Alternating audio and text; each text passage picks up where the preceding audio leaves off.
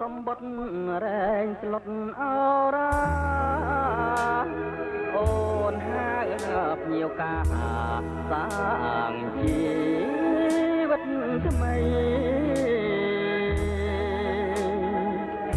បងជាយុទ្ធទៅជួនការពីទឹកដីខានមកកាស្រីជាភ្ញៀវកែតយួងសែនអាឡ័យថ្ងៃ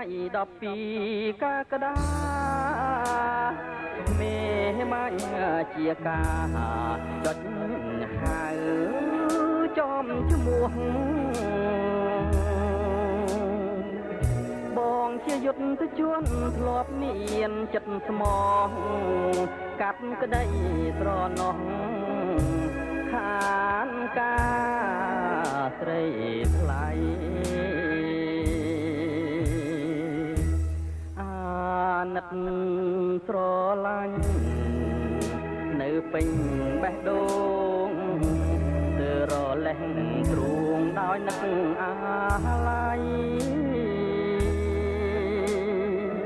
ធ្លាប់ហៅធ្លាប់សួរជាគ្នារាល់ថ្ងៃមិនគួរនិស្ស័យខានបាច់ការស្លាបងជូនបងអូនពីសមរភូមិទុកដូចភ្ញៀវរួមបានចងហាត់ថាចាំត្រកសានត្រានយើងជួបមុខគ្នាបើបានបិទគ្នាចែកបងពផង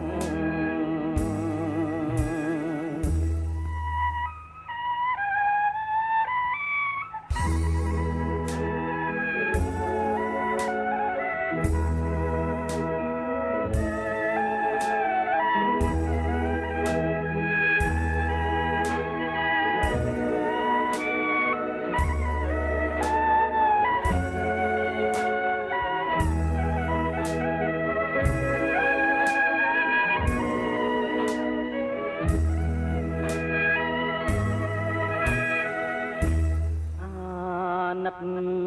ស្រឡាញ់នៅពេញបេះដូងទើរលេះទ្រូងដោយនឹកអាឡ័យធ្លាប់ហៅធ្លាប់សួរជាគ្នារាល់ថ្ងៃមិនគួរនិស្ស័យខានបាច់ការស្លាបងជូនបងអូនពីសមរភូមិទុកដូចភ្ញៀវរួមបានចងហាត់ថាចាំត្រកសានត្រានយើងជួបមុខគ្នាបើបានបិទគ្នាចែកបង